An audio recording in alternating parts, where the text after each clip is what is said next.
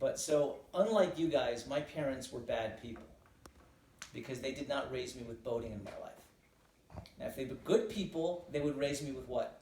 Boating. Boats? Okay. If they're bad people, I don't have any what? Boating. There you go. So my parents were bad people. And it wasn't until I was in my 30s that I finally bought myself a boat. But I didn't know what the heck I was doing with it. I was really clueless. And my very first sail when I bought it was from Old Essex, Connecticut, all the way to Manhattan. And I arrived at the Lincoln Harbor Yacht Club, which you guys have been to, which was nicer back when I lived there. And I didn't know how to tie my boat onto the dock. I didn't know how to shut the engines off. I didn't know which direction to go in. I'm like slamming up against the piers. Oh my Everything's God. going wrong. And I'm literally at physical risk and definitely at risk of damaging, if not ruining my boat. When all of a sudden,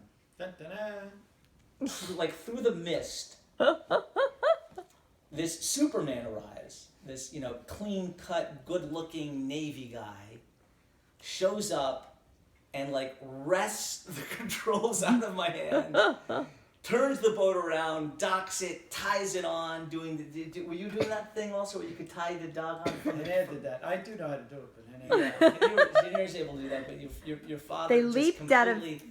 He nowhere. put down the fenders. He laid everything out, and then left. Just like who was that masked man? Completely saved my butt and my boat, and of course made me look like this much of a man in front of my girlfriend. I couldn't do any of that, and he could do everything. And then I realized shortly thereafter that that's the kind of guy he was, which is that he shows up for everybody. If someone needs help, he's going to be there. That's just the kind of guy he is. And that was also my real introduction to boating, because that to me became the exemplar of the way one should be in the boating world. You got to be that kind of giver. You got to show up for people. You got to put yourself at risk for them.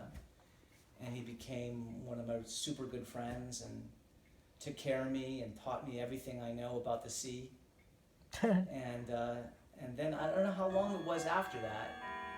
Yeah, that's what I want to know. When did you come in to Lincoln Harbor exactly?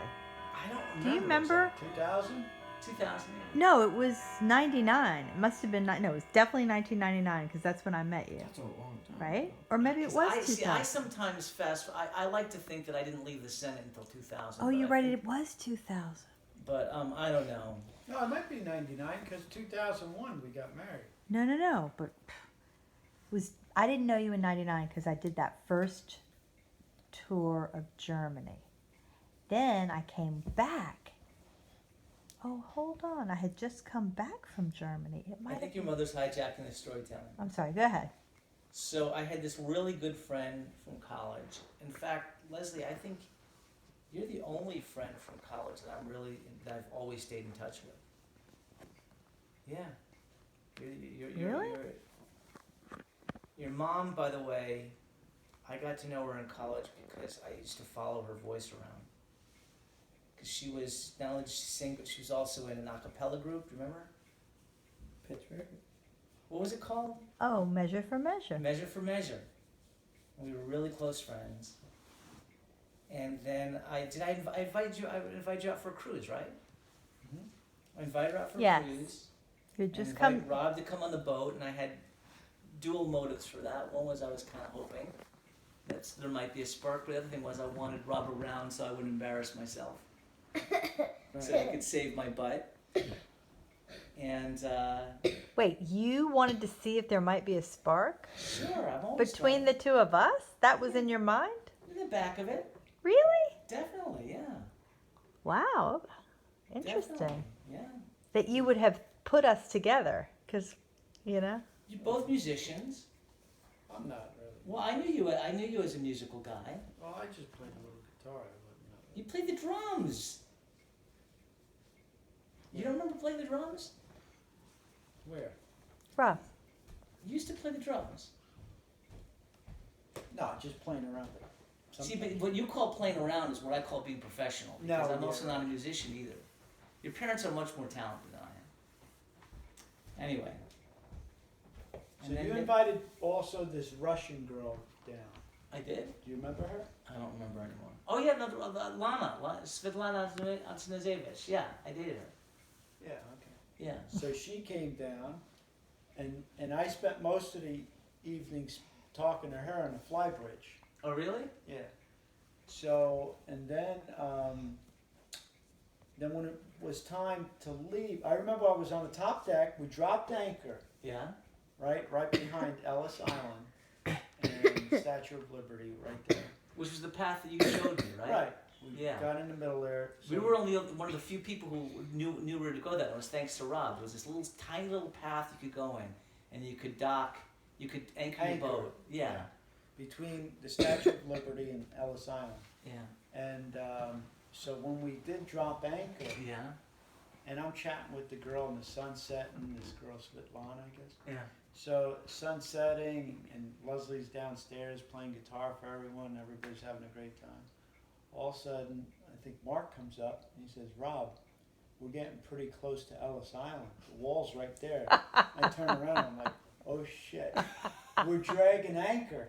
The anchor wasn't set." Do you remember that or not? Yeah, I do now. Yeah. So we pulled the anchor up, and then we moved the boat, and yeah. But yeah, that was something. So once we got back to Lincoln Harbor, you know, kept partying going on, and Lezlee lived in the city on 71st Street.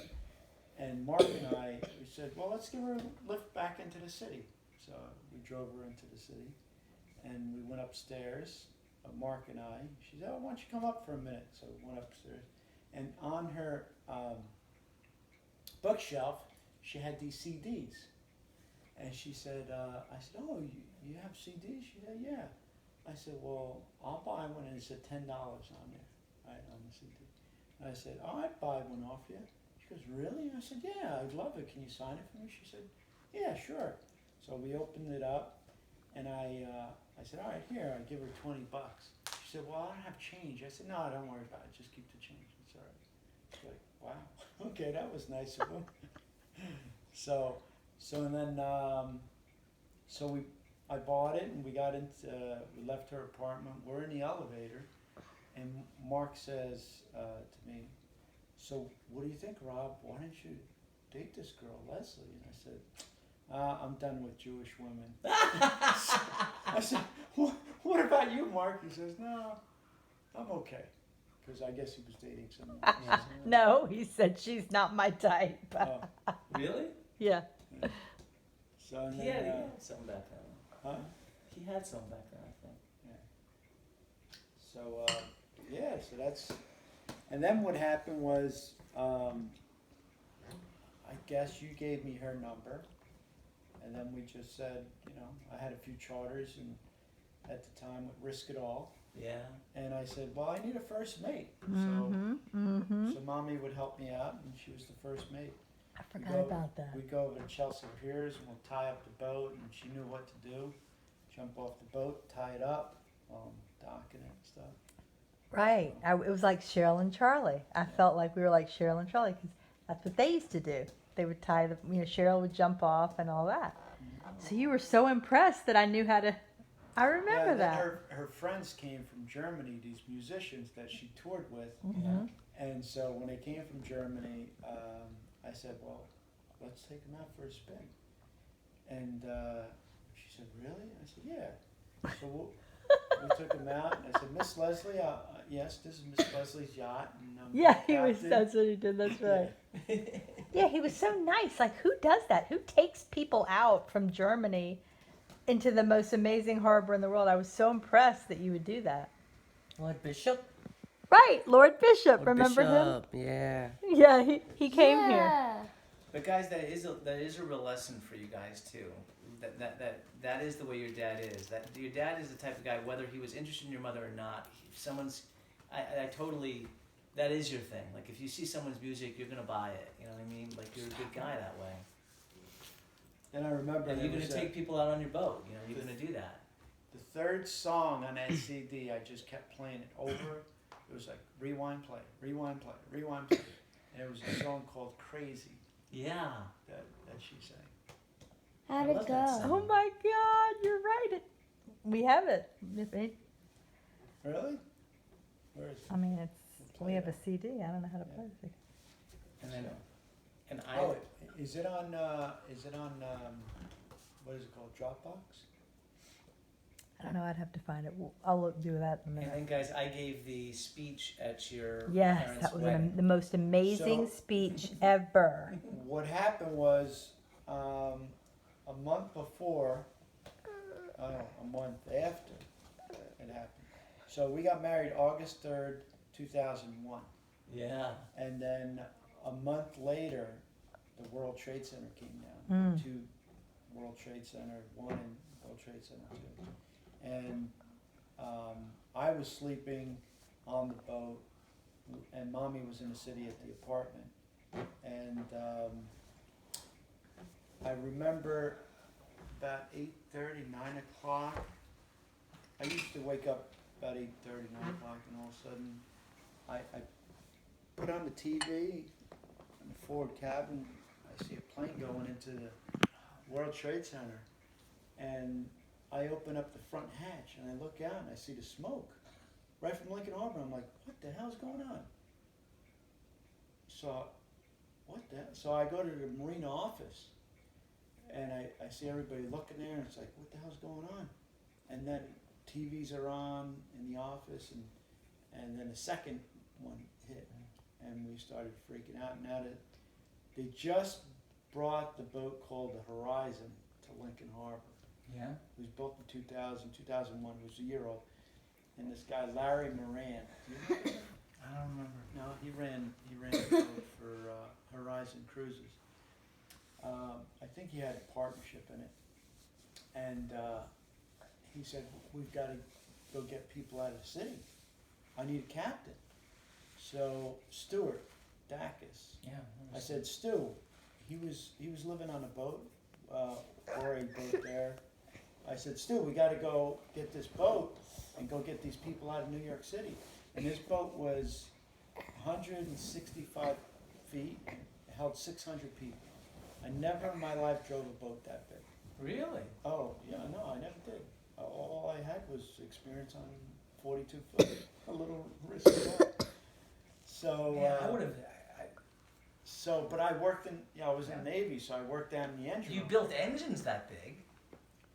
Well, I worked down in the engine room, in Yeah. the Navy. So I said, let's get this thing started. So I get down in the engine room, never been down there before. Wow. Oh, so you didn't have a key, so you started it that way? I went down in the engine room, I started it down Oh there. my gosh. So I figured it out, I got it started the generator, Yeah.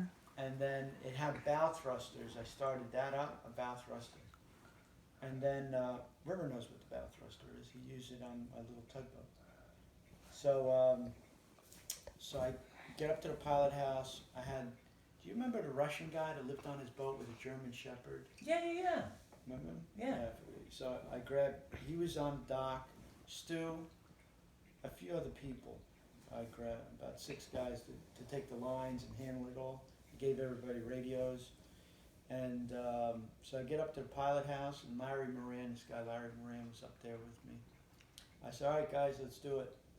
I made sure I had forward gear, reverse and all, and bow thruster was working. We disconnect the lines, I pull it away from the dock, I'm going across the Hudson, and all of a sudden, I'm trying to steer the boat, and there's no steering. Oh shit. The hydraulic pump for the steering wasn't working. So you just used the engines then. So I used, forward, Yeah. just a little more on the Oh starboard my forward. God, that's so So- scary. I get it, so I'm like, I don't have any steering. And Larry's like, this $5.5 million yacht, you're gonna just put a dockside. I said, I'm already, off the dock. I'm about a few hundred yards off. He's going crazy, this guy. Oh, Yeah. he wants you to come back. He wants me to go back to Lincoln Harbor. And I said, Oh. I can handle it. Just let me do what I have to do. So I get it across to Chelsea Piers. And now, Piers 63, I have to spin it around. So now you go forward with the starboard engine, back with the port engine, with the left engine, and all of a sudden the boat just spins around, and I just put it dockside.